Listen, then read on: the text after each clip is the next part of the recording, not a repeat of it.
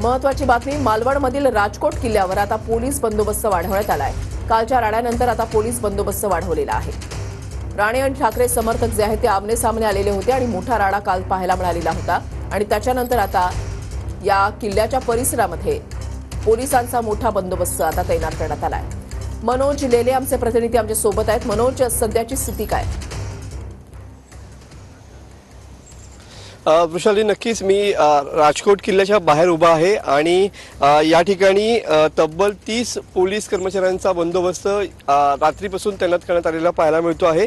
काल राणे आणि ठाकरे गटात जो रणकंदान झालं त्यानंतर आता पोलीस प्रशासनानं या ठिकाणी चोख बंदोबस्त ठेवण्यासंदर्भातली उपाययोजना केलेली पाहायला मिळते आहे।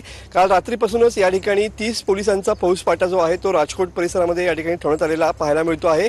सिंधुदुर्ग पोलीस मुख्यालयातले हे सगळे पोलीस आहेत, 2 वरिष्ठ अधिकारी आणि बाकी पोलीस कर्मचारी असा हा जो पोलिसांचा बंदोबस्त आहे तो या ठिकाणी तैनात करण्यात आलेला पाहायला मिळतोय। आता 24 तास या ठिकाणी हे पोलीस जे आहेत ते या ठिकाणी तैनात असणार आहेत। ज्या पद्धतीनं या ठिकाणी पुतळा कोसळण्याची दुर्घटना घडली आणि त्यानंतर खऱ्या अर्थानं या ठिकाणी अनेक व्हीआयपी लोकांची मुवमेंट सुद्धा या ठिकाणी वाढलेली पाहायला मिळते आहे आणि त्याच अनुषंगानं पोलिसांवरती जास्त ताण येऊ नये म्हणून आणि कायदा सुव्यवस्था अबाधित राहावी यासाठी 30 पोलीस कर्मचारी या ठिकाणी 24 तास नेमण्यात आलेले पाहायला मिळतात। नक्कीच धन्यवाद मनोज दिलेल्या सविस्तर माहितीसाठी।